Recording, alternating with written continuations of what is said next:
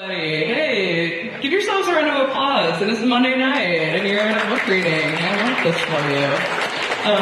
I'm Jessie Hennett. I'm Director of Creative Writing and Literature here at SMSU, and I am... Sometimes people say they're delighted to welcome somebody, right? And maybe they don't really mean it. I really mean it this time, okay? Kevin Brockmeier is here among you. If you are a member of certain literary circles on Twitter, which were, what used to be Twitter. So think back a couple years, remember when things were good on Twitter. I'm not saying the new name. If you mention Kevin Brockmeier's name there, Kevin Brockmeier is not on Twitter, right? Which is also a kind of cool thing about him. Good for him. Nor is he on any other social media sites. He is a mystery enigma, a ghost, much like his book that he's going to be reading from tonight. But if you were on Twitter or X, people of literature would just cavalcade on and Kevin Brockmeier is the nicest person. Kevin Brockmeier is the most fantastic writer. They would be tagging him, but he could not be tagged. Right. And this is because Kevin Brockmeier, in addition to writing all of the novels that I will mention soon, all of the short story collections, all of the beautiful craft essays, Kevin Brockmeier has taught off and on at the Iowa Writers Workshop, where I was a student for many years. He writes full-time the rest of the time when he's not teaching, but when we are lucky enough to have him, being in his workshop is one of the things that made me, I would argue, even a passably good teacher. So, and a lot of the literary world could say the same. I asked him back in March if he would Zoom with my class. We were discussing The Brief History of the Dead, which is one of my favorite books of his. And he gladly agreed to hop on Zoom, and then he was like, but by the way, I'll be in the area. And I freaked out. So, thank you for coming and helping support not only our program, right? We have another speaker, Nate Johnson, coming next week from Free Writers. That's 7 p.m. Monday, but in the Lower Conference Center. So if you're interested in prison writing, that's an event for you. We thank you for supporting writers, and thank you for supporting people who spend a lot of time writing 100 short ghost stories beautifully for you. All right. Earlier, also, I got to watch him describe dragons to one of my students who had asked, what do you think of when you think of dragons? And Kevin's answer was beautiful, but I can't recreate it for you here because I'm not Kevin. All right, nuts and bolts of this reading process. Afterwards, he's going to be here signing books. The collection of short stories he's going to read from tonight. We have a square reader. We can take check. We can take cash. It's $30.62. So, yeah. We also have limited copies of his older titles that he has mentioned in his interviews and in his classes. So, ask for those if you want them. And please put your phones on silent if you could. But thank you to Moon Palace Books for helping us put this on, too. So, all right, without further ado from me, in addition to his latest book, The Ghost Variations 100 Stories, Kevin Brockmeier is the author of the novels The Illumination, The Brief History of the Dead, and The Truth About Celia. The story collections Things That Fall from the Sky and The View from the Seventh Layer. The children's novels City of Names and Grooves, A Kind of Mystery, and a memoir of his 7th grade year called A Few Seconds of Radiant Film Strip. His work has been translated into 18 languages. He has published his stories in such venues as The New Yorker, The Georgia Review, McSweeney's, Zoetrope, Tin House, The Oxford American, The Best American Short Stories, The Year's Best Fantasy and Horror, and New Stories from the South. He has received the Borders Original Voices Award, 3 O. Henry Awards, won a first prize, the PEN USA Award, a Guggenheim Fellowship, and an NEA grant. In 2007, he was named one of Granta's best young American novelists. He teaches frequently at the Writers Workshop and lives in Little Rock, Arkansas, where he was raised. Welcome, Kevin Brockmeier.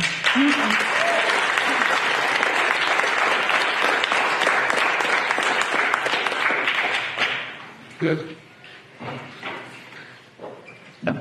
Thank you, Jessie, for that very kind introduction, for inviting me to campus as well.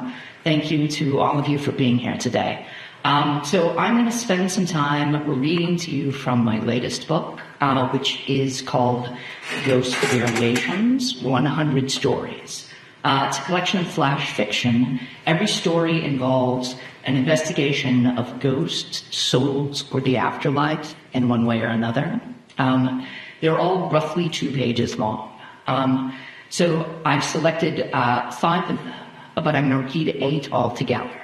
In addition to the ones I selected, I'll choose some others by means that I'll explain to you in a little while. And then that should give us plenty of time just to chat. I'll be happy to answer any questions you might have as well. All right, so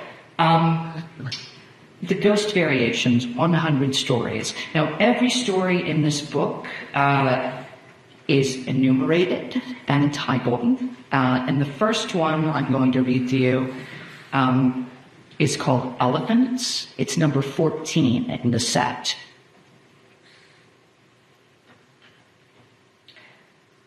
A pachydermologist was studying the vocalizations of African elephants. One day, listening to his latest field recordings, he looked up to find that just a few meters beyond the camp's cluster of canvas tents, where the yellow dirt was stitched to the yellow grass, the entire herd had gathered as if for a performance. He pressed the pause button on his stereo. All at once, the elephants bustled with activity, tilting their heads, shouldering each other, and pendulating their trunks and tails. He pressed play, and immediately they froze again, training their ears this way and that. How curious, the pachydermologist thought. Over the next hour, he repeated the experiment a dozen times, always to the same result. Pause and then play. Pause and then play. Whenever the stereo was operating, the herd silenced itself. As soon as it ceased, they broke their repose. Moreover, he realized, their attention gravitated to a different elephant or set of elephants after each playback, depending on which set of rumbles, snorts, and trumpets had emerged from the speakers. How, they seemed to be asking each other, did you do that? Here you are, yet I heard you over there. How can you be calling from 2 places at once? Even to a bone-born behaviorist, such as he, the conclusion was obvious. The members of the herd were capable not only of identifying individual voices, this much was already an established science, but of identifying them from recordings. The question then became, were they able to distinguish the original voices, the live voices, from the reproductions? Several weeks of additional observation brought the pachydermologist no closer to an answer. Out of curiosity, he devised a test. From his catalog, he retrieved an old recording, the bonding calls of a matriarch who had been killed for her ivory some 6 months earlier.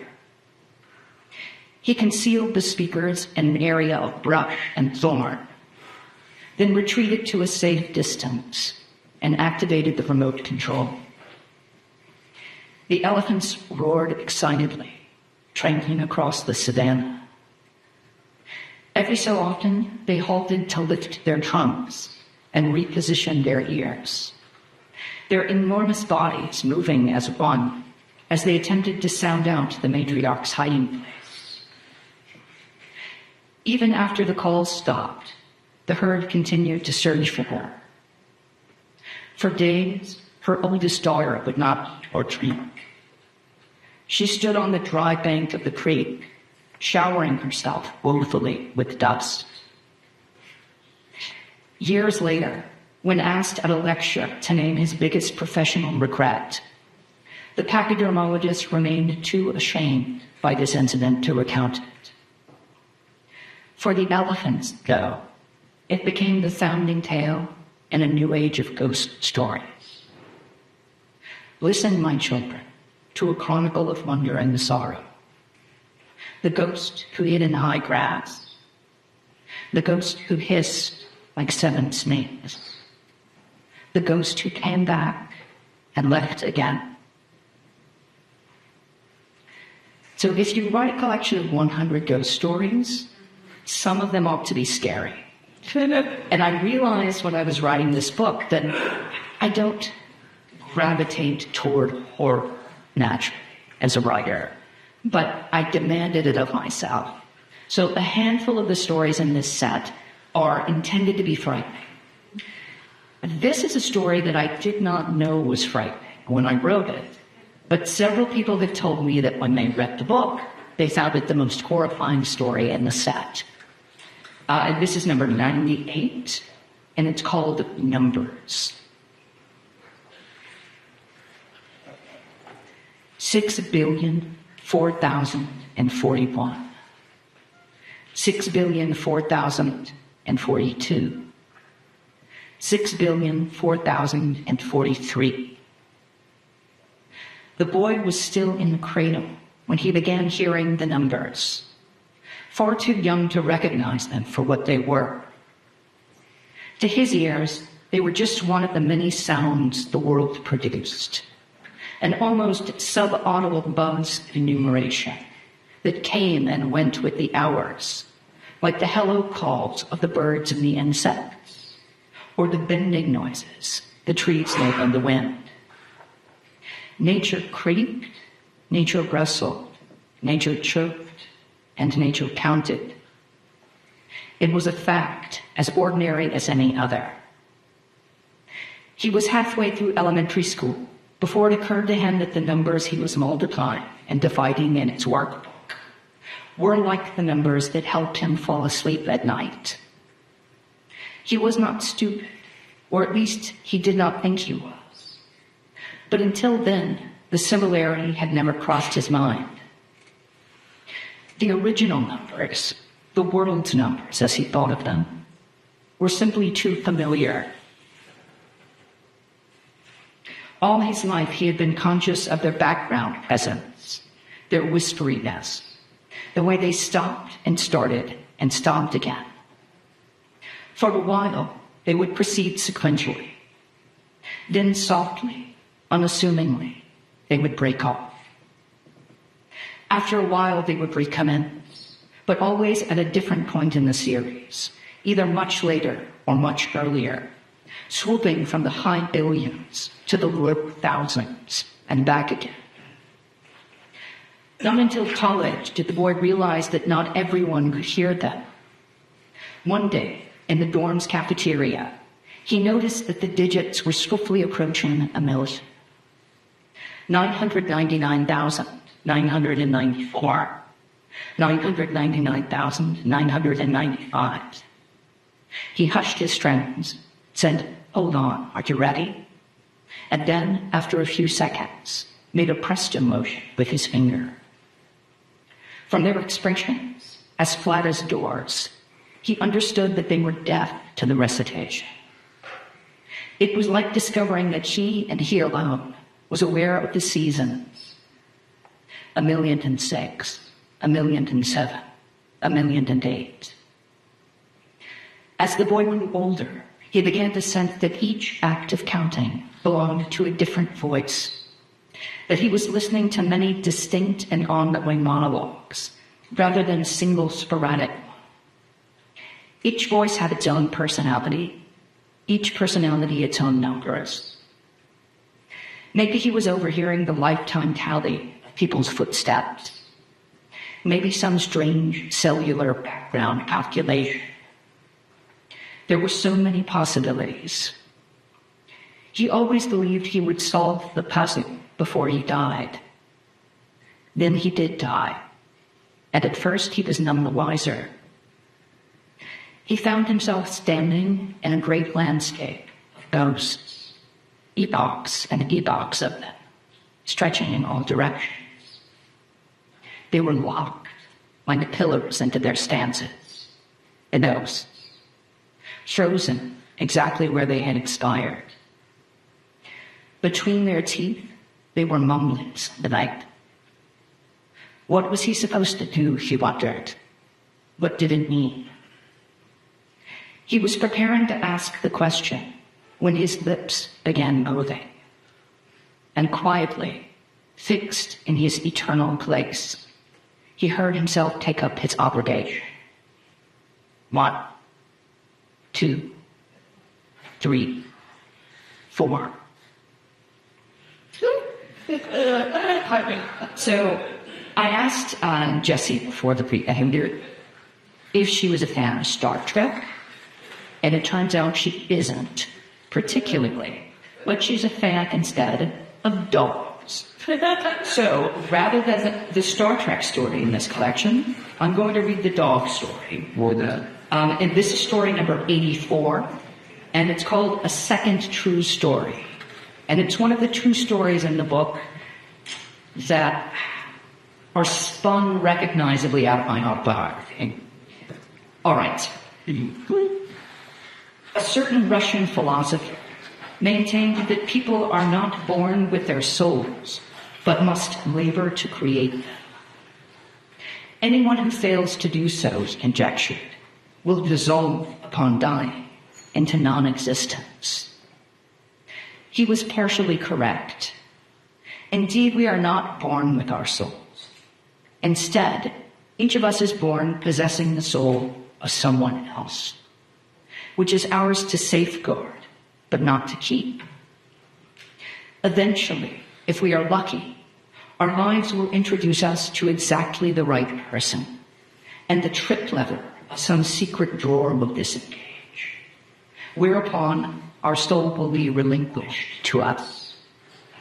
Though the likelihood of an even swap, the chance that is that the soul we have been stewarding will belong to the same person who has been stewarding ours, is incalculably small. Take that boy, barely 5 years old, kneeling in his front yard beside an agreeable big-eyed sheepdog. He listens to her snuffling out a slow, peaceful breath. Then, after half a minute goes by, another. She is sweet and sad, as solemn as a cloud behind her face. Inside her body, the boy thinks, it must sound like a giant cave, a heartbeat for every breath, and a breath for every heartbeat. She is as large as he is, maybe slightly larger. It's hard to be sure, since dogs aren't shaped like people. But there's one thing the boy knows for certain, which is that even though she appeared in his yard only this afternoon, and without any tags, they belong to each other. Best friends, that's what they are. He recognized it immediately, as soon as she came trotting over, flinging her airs back and forth in the sunlight. Now she sits in the grass, cocking her head at him, her pink tongue extending from the slot of her mouth like a stool ticket. He runs his hand through her fur. It is white and gray and very soft, feather duster fur. She has run away from home, he thinks. She has no one to love her but him. His mom and dad are stupid and mean and said, no stray dogs. You can't invite a stray dog into this house. And he doesn't know if she will be there when he wakes up tomorrow. It hurts, but they both pretend it doesn't. All at once the boy feels the strangest emptiness he has ever felt, as if he hasn't eaten in days and days. It is 6 o'clock on an orange October night. For a while the insects were clicking and buzzing, and now they are chirping, and the sound is so loud that it's straining the light from the sky. Soon the boy's parents will call him back inside. In his pajamas, while he is supposed to be in bed, he will walk over to the window and watch the dog standing beneath the trees, silently asking for it with the tilt of her brow. After a while, she will pad away down the street, her soul newly enclosed in her body. And the boy will go spinning off into the rest of his childhood, and then his adolescence, and then his life, in search of whoever might give him his own. So, whenever I write a book, I tend to have a totem object of some kind that I keep on my desk from the very beginning of the project to the very end. And in the case of this book, because I knew before anything else that it was going to be exactly 100 stories, I tracked down a particular 100-sided die, and it's called a zonkihedron, named after the man who invented it. And it's hollow, so it's got beads or beads or something like that inside of it. You can hear them rattling. So that if you roll it, it won't just go rolling off endlessly like a golf ball would. And it's faceted with 100 facets. And one of the things I like to do when I read from this book is just roll the die and see what number comes up and read that story to you. So that's what I'm going to try.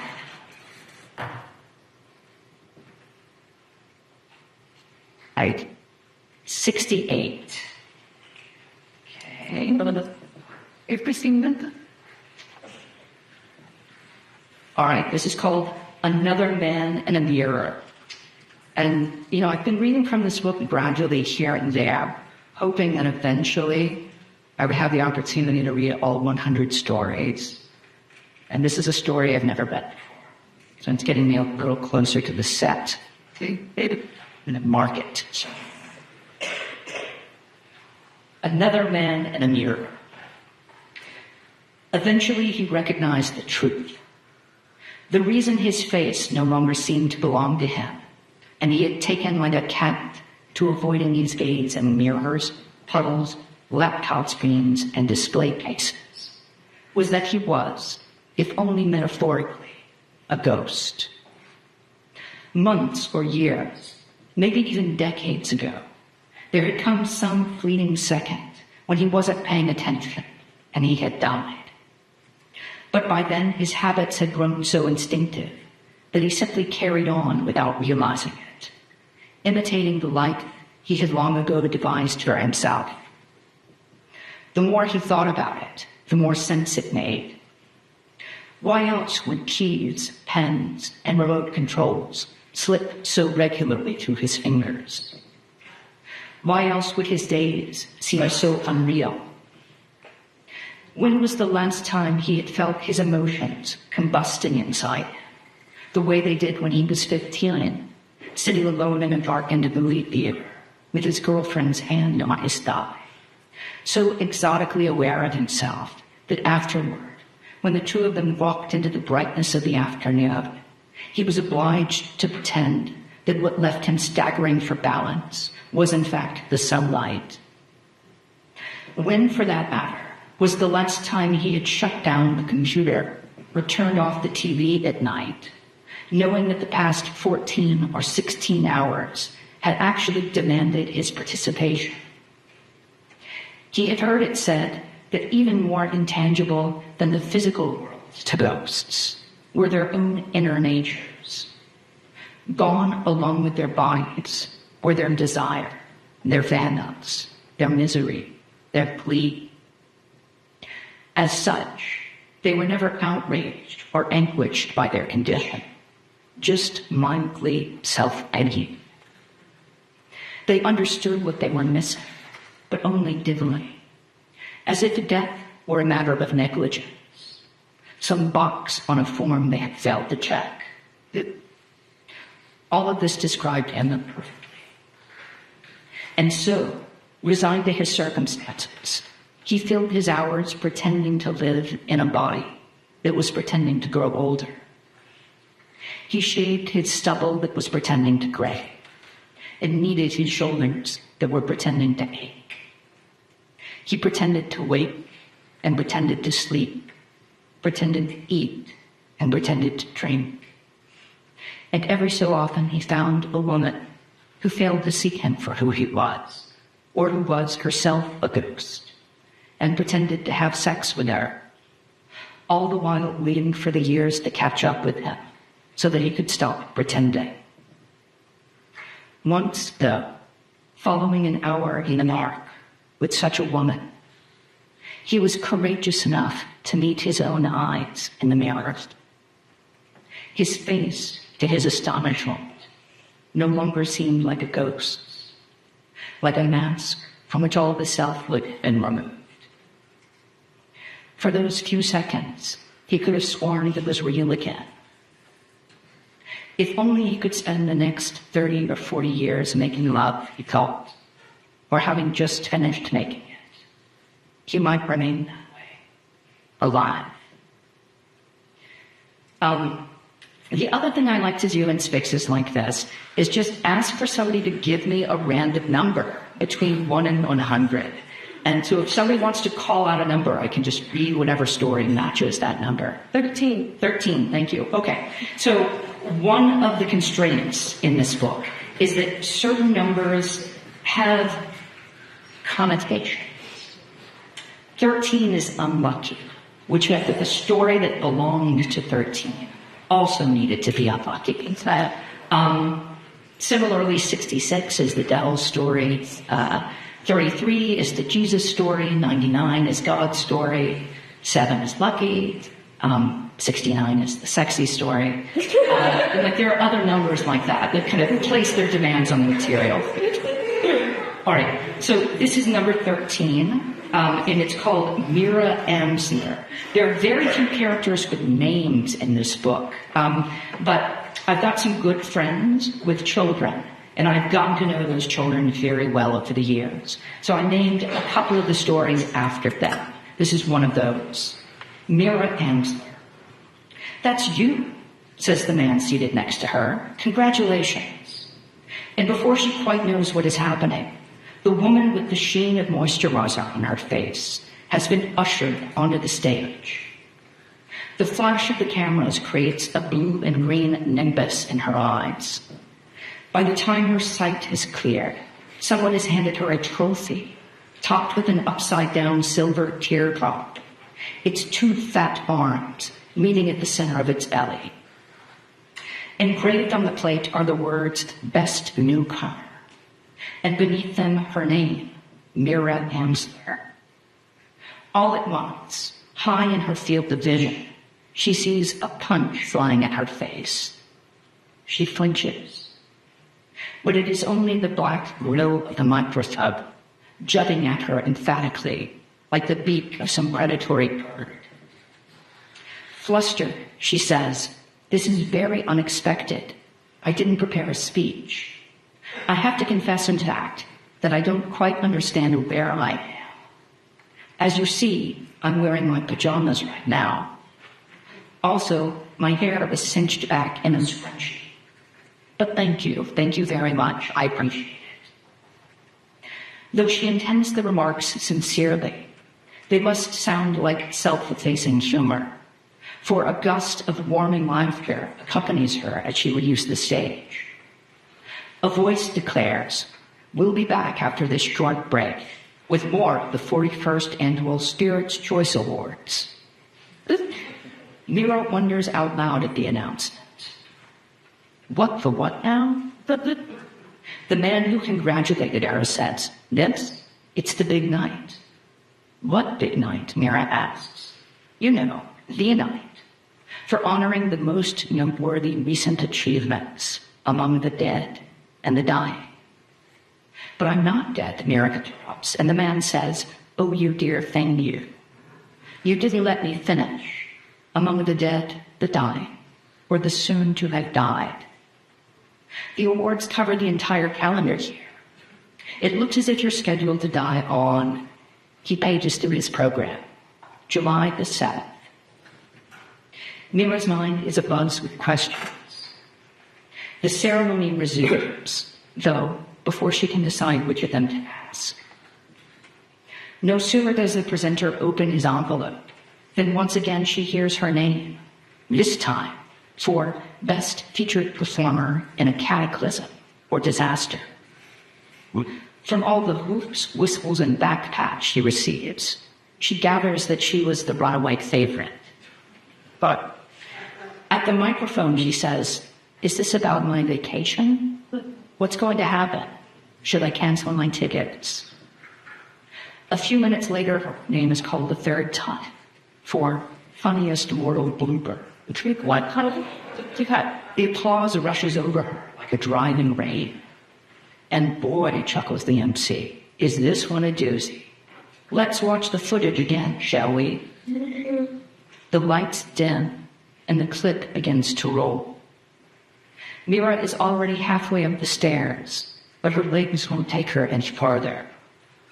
She halts there, a few steps from the apron of the stage, awaiting the ravages of her next word. So, does somebody want to call out an additional number for me? 37. Okay, let's see. All right. This one is called the Prism.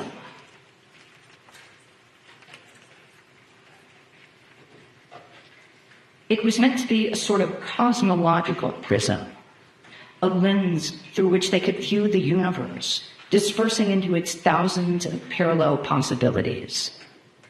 But when the scientists powered it up, it didn't work. 9 years of labor and hundreds of millions of dollars wasted. The project's director stalked around the armature of the machine like a hyena circling its prey. This dumb, damned, broken thing, he said, and launched a kick at it. The discharge from the transformer killed him instantly. Later, reviewing the lab recording, his team watched the whole grim episode in slow motion. The director yawing around to fire his leg out, his cheap plastic shoe melting off his foot, a corona of sparks wavering above his head. But then, when they scanned the secondary footage, taken through the lens of the prism, something else, his ghost reading his body. A ghost, they called it, and a ghost it unmistakably was. The classic Halloween kind. All transparent drapery emanating from a featureless white globe, like a lollipop wrapped in tissue paper. It leapt from the director's chest and vanished into the ceiling. Several months passed before they obtained permission to transport the machine to a penitentiary and aim it at an inmate who was receiving a lethal injection. Sure enough, at the very moment the EKG stopped tracing its pentacles, a ghost could be seen fleeing the poor man's body. Hypothesis, prediction, experiment, conclusion. They had not invented a cosmological prism. Instead, it seemed, they had invented a window into the spirit world. Yet afterward, examining the footage, they saw something very strange. One of the guards shedding a ghost of its own. He was locking the execution chamber when his knees wobbled and he brought a hand to his chest. He did not die. Even so, a ghost came spilling out of his body. The next week, in the lab, the camera accidentally captured an intern stumbling over his ankles. He came inches from cleaving his head open against the edge of an aluminum cabinet, but did not do so. He had, in fact, already regained his balance by the time his ghost sprang loose. So then, a new hypothesis. The prism was capable of observing not merely the one actual death of a person, but the thousands of parallel possible deaths. With every icy sidewalk crossed, every heartbeat skipped, every near miss on the highway, you expelled another ghost into the atmosphere. Imagine how many billions of them there must be. Trillions. Surely from outer space, at any given moment, the world must be bristling with ghosts, like a porcupine. Two more for you. I'm choosing these ahead of time. This one is number 18, and it's called A Blight on the Landscape. And it's a nature story, and also a vengeance story. It occurred to him that the tens of millions of trees discoloring the landscape were destined to outlive him. And so insulted was he by the realization that he vowed to exterminate as many as he could. By 18, he had logged the last remaining oak from his family's farm. By 35, he had become the most successful commercial real estate developer in the South. And by 64, when he died, he had raised whole cities' worth of timber, replacing the hickories, willows, pines, and cottonwoods with shopping centers, parking lots, and office complexes, where the only surviving vegetation stood in queerly shaped crooks and triangles, as sparse as the hair under his arms. A more productive life he could not have imagined. When he woke as a ghost, surrounded by the ghosts of those same tens of millions of trees, his indignation was boundless. The wood seemed never-ending, a flickering maze of trunks beneath a riot of dreamlike foliage. Something like a breeze winnowed its way through their branches. Something like the sun glittered behind their leaves. Surely, he thought, this was hell. A night passed and a day. The man struck out in search of a clearing. But no matter where he went, he found more trees plugging the air. It was many weeks later, and only by chance, that he figured out how to kill them. A simple axe blow of the hand, delivered with just the right focused malevolence, and down they would crash, plunging to the earth in a cataract of bark and twigs. Maybe not hell, he thought. Maybe heaven. Tree by tree, he worked his way through the forest, until one day, as it was falling, a large vapor swung about face and flattened him. Apparently ghosts could die, because when he woke again, he was in a new place. Not just a ghost, but the ghost of a ghost.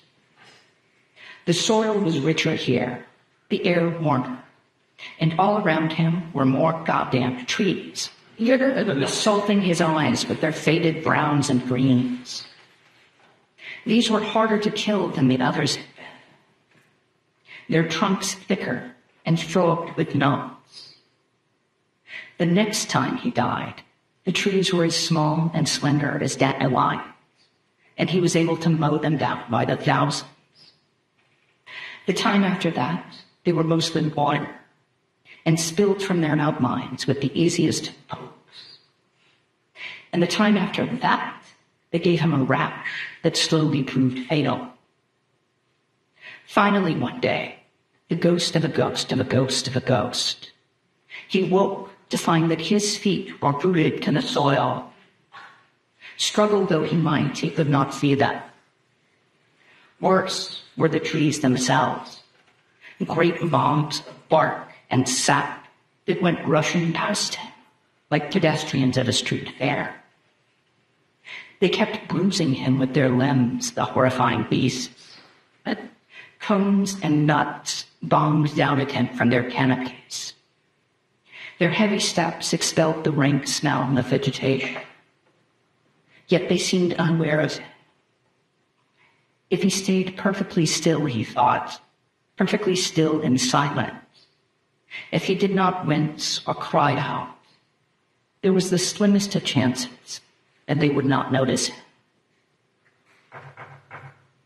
Not on board. Nope. And then the last one I want to read for you is a gentler story. It's number 44. And this one is called Every House Key, Every Fire Hydrant, Every Electrical Outlet. Nope. She was a difficult child to manage. Not difficult in the way of most 2-year-olds. She slept soundly enough, enjoyed her baths, was careful with her toys, and kept her socks on her feet, And as for her appetite, it was almost indiscriminate. Even the meals she initially rebuffed, she could be persuaded to reconsider. However, she cried inconsolably when she saw the headlights of certain cars approaching, refused to toddle past the tree in the yard without kissing the bare spot on its trunk, and seemed personally affronted by electrical outlets, swatting at them with her palm and demanding no, stop, before backing distrustfully away. And about those rejected meals, sometimes she would clamp her lips closed when offered a plate of food, tucking her chin disdainfully into her bib. But if you stirred the ingredients, or even just rearranged them a little, she would wolf them down. What she was thinking was hard to know, since she lacked the vocabulary to explain herself. No color was so bright, and no noise so conspicuous, as this submerged reality her senses seemed to present her. The problem she perceived, but was incapable of expressing, was that arranged just so, a hot dog among the cheese and a dollop of baby carrots made a face. And she couldn't see a face without imagining it was inhabited. And of course, she was right. The objects of the world pressed up against the barriers of their faces, staring out of them in dumb captivation. Every chest of drawers, every sneaker clip, every cigarette lighter, everything with the suggestion of 2 eyes and a mouth, hosted a secret visitor. Those visitors were the ghosts of the dead, who had no features of their own, and therefore barring the faces of pot lids and wood knobs to peer out at the living. They watched them argue and kiss, cook and bathe, read and exercise, and sleep side by side. If only people understood how tedious the afterlife could be, the ghost thought, how starved a spirit could become for motion, activity, fizz, transformation. Maybe they would do something better with their lives. The faces never spoke to the child, never even varied their expressions, but she understood that they were there, awake, watching, and responsive. Some of them she tried to comfort, while others she hid from or spurned. How was she able to guess what lay inside that mute host of haunted objects, you might wonder? But that isn't really the mystery. The mystery is how she decided which of them she was going to love. All right, so that is 8.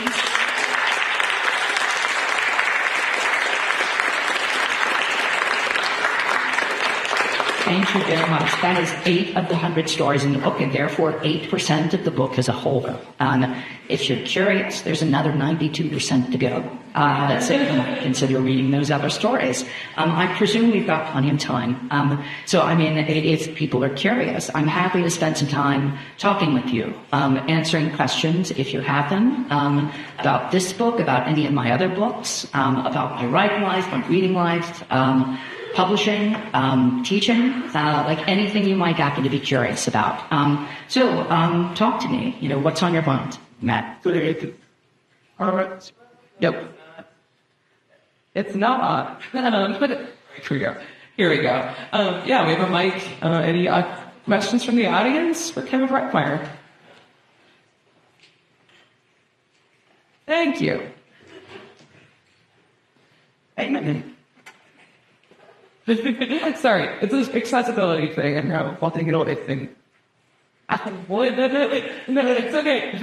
There's a what thing that you're writing? Oh, Or inspired? You're great. Thank you for coming, by the way. From the very surprised person in the back, what got you into writing? What inspired this journey's beginning? Yeah, so to begin with, I'm a reader. And I think nearly any writer you meet will tell you that they're a reader first and a writer second. And they would never have begun writing. It never had begun writing if it weren't for the fact that certain books have spoken very deeply and intimately to them. And that's definitely my case as well. So as a very small child, like my mother always read to me, and as soon as I was literate, I was often writing. I back then, I had a little butter dish in which I would save my weekly allowance. And I began making a nickel a week when I was very, very little. And I saved up that money and walked to the drugstore and bought myself a comic book. It was the first thing I ever spent any of my own money on.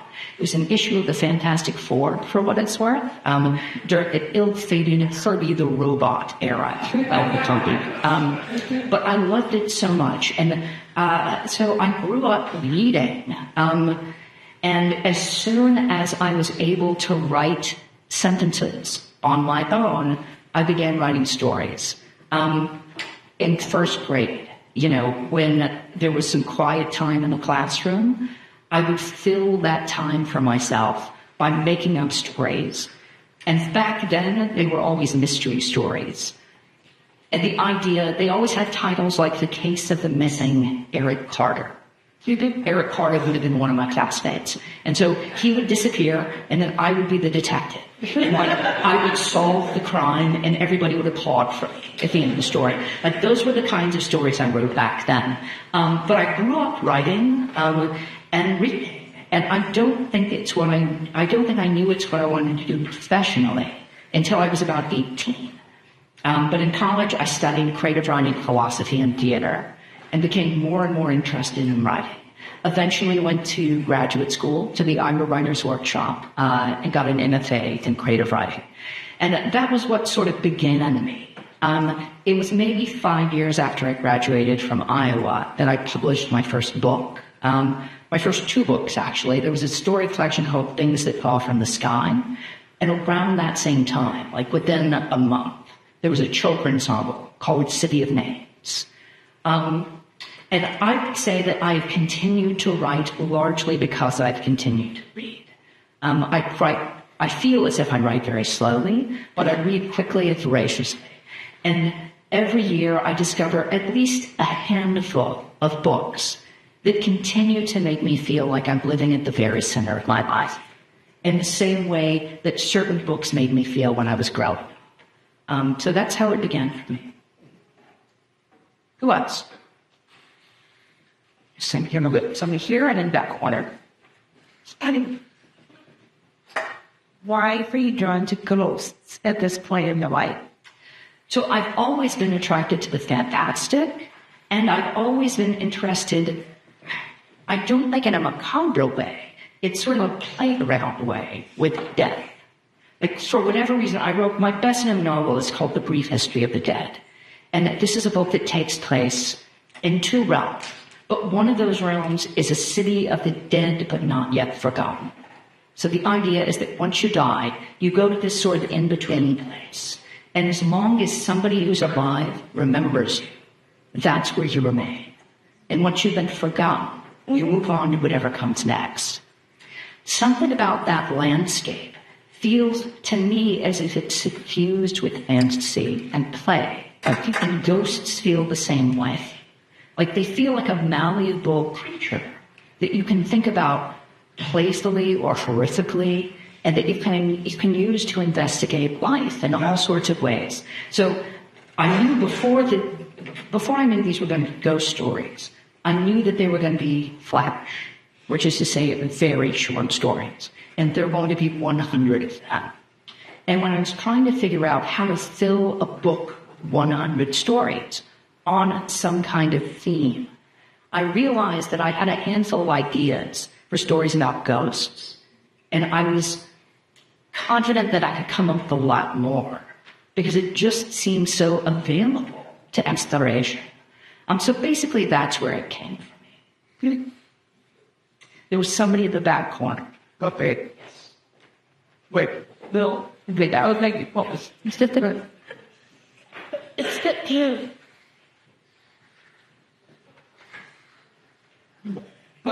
I was just wondering, what would you say is your favorite genre to read, and is it different from your favorite genre to write? So the genres I love ultimately end up becoming the genres I love writing. I don't always know that, when I become enthused about something. But as like a growing reader, I loved science fiction and fantasy. I also loved comic books, but I don't have the skills to illustrate. So like I never gravitated to that form as a writer, but I continued to read that kind of work. And then I would say when I was about sometime around my freshman or sophomore year of college, I discovered a story collection by the Australian writer Peter Carey. It's called The Fat Man in History. And it's flavored with fantasy and science fiction, but it's much more rigorously composed than most of the sci-fi and fantasy I grew up reading. And for me, that kind of broke down a door. And suddenly I was interested in all sorts of contemporary literary fiction that was happening not only in the United States, but internationally. So again, like I read a lot, and I'm discovering books unexpectedly every year that I don't know I'm going to follow up. But it never fails to be the case that I do discover those books. Like it's never hard for me to make like my top 10 for a year of reading. And I read, I don't know, like I don't keep count on the average year of the number of books I read, but I did one year and it was roughly 170, something like that. I would guess I've slowed down a little bit since then, but it's not far off from them. So I just go through book after book after book, and many of them aren't very valuable to me, frankly. But a handful of them are deeply significant. And if I knew ahead of time what those books would be, I would read only those books, and lots of others like them. But I can't know until I begin reading. So it's a process of discovery for me. But if your taste is anything like mine, I have an invaluable resource for you, which is my website. And there's a section that's dedicated to lists about mainly books, movies, and albums, which are music. Those are basically my art forms. And so there are broad lists about, say, my 50 favorite books or movies, but there are also hyper-specific lists about, I don't know, I've got a book about, a list about my 5 favorite books about eating the people, like books about cannibalism, for instance. So if for whatever reason you find yourself wanting to read a book about eating people, I can point you to 5 of them that are really good. Or I've got a nice list of my 50 favorite books that have prominent animal characters in them. You probably detected from the stories I read that this is a fascination of mine, animal consciousness. And those books are listed alphabetically by animal. So it's just that it's I hope, a cornucopia of suggestions for readers or interested audience members of all prescriptions. Sorry, I'm just restarting the computer because it took this moment to reinstall updates. So, but in the meantime, who has a question?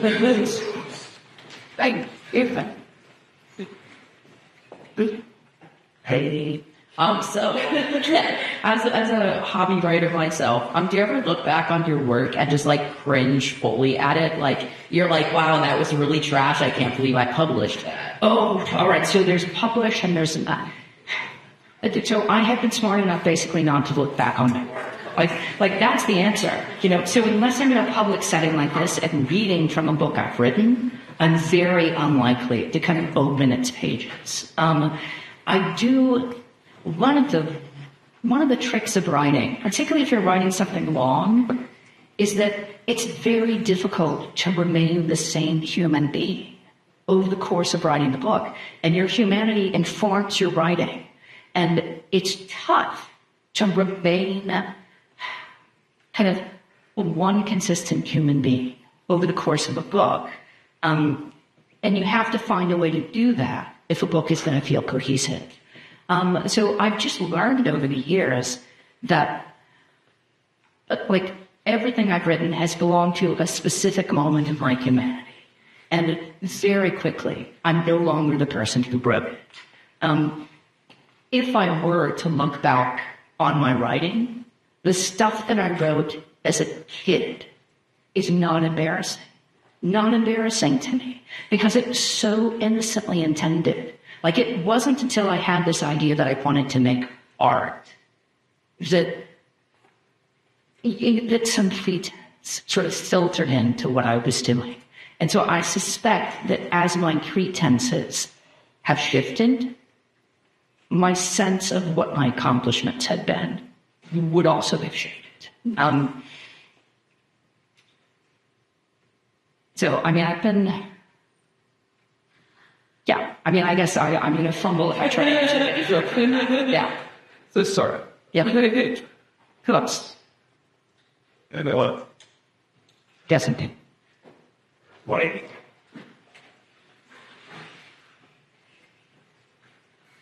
Well, congratulations on the book. 100 stories is amazing. It's really impressive. I love flash fiction too. I'm curious about the ones that didn't make the cut. I don't know much about writing, but I know there has to be some stories that you're like, that's not going to make it.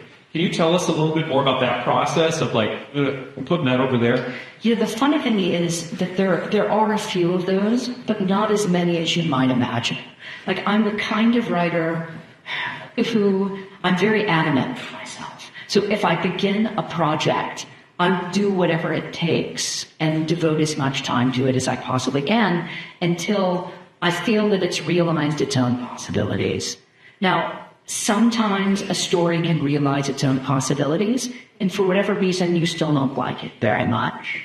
And when I finally finished writing all 100 stories for this book, there were 3 or 4 of them that I just wasn't crazy about. So I did set them aside and figure out how to replace them with a handful of new stories. Somebody contacted me just a couple of weeks ago to ask me if I had anything I could contribute to his magazine. And I didn't feel that I had anything on hand. But I was thinking just the last couple of days, I've got those stories. And maybe they're better than I remember them. Like, maybe even though they didn't belong in the book, there's some merit to them. So I might return to those and see if he's interested in publishing them independently.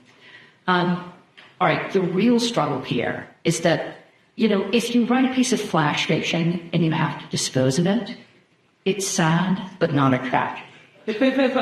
I have written novels that I've disposed of. And that involved months or years of effort on my part that's just gone. I wouldn't say that it's wasted, because I could not have written whatever book comes next if I hadn't written a book that I thought books that are still born, basically. Like, all the parts are there, like it's in place, it looks like something alive, but it's not. Like, there's not a heart beating inside of it. And you could just tell that. If I were smarter and more mercenary, I would have taken those dead books and cannibalized them for content. Because, I've never written a book where I didn't need to describe how the sky looked or something like that. And it's hard to do. And I've got dead novels that are full of descriptions like that I could certainly pluck out and make use of. But I know, it's been, to answer the question you asked me earlier, basically, the idea of returning my eyes to those pages makes me feel a little bit easy. So I've never allowed myself to do it. Now. All right, well, we maybe have time for one more. Okay. And then we want to get you to send some books. Site. Anybody? Yeah. Oh, yes. If you want, No, go. I just want to know, because you mentioned animals earlier, what's your favorite one? Like to bring it up. Oh, true. All right, so I am really happy with the elephant story in this book. There's something about that. I thought it captured something. I did an event once where somebody asked me, which animal I thought I would feed if I were an animal. And I had to give that some thought. But I have an attraction to the animals that exist but seem like they shouldn't. right? It's like a giraffe is just as strange as a unicorn, and yet a giraffe is real and a unicorn isn't. So, I mean, I've got a real kind of affection for and fascination with the giraffe. And I think that was the answer I ended up giving. Although I've never written a story about giraffes, like not yet. But I do have kind of, again, like a very, I hope, pleasing list online of my favorite books about animals. And I have with me, like when I'm signing books, if anybody wants to pick up a book or not, like I've got a big stack of lists on paper of my 50 favorite books in alphabetical order by the author's last name, with no more than one book per author, and with asterisks beside my current top 10. So if you're curious about that particular list, you can come up and grab a copy and like it's enthusiastic recommendations from me. All right, so thank you all for coming tonight. It's a pleasure. I appreciate it.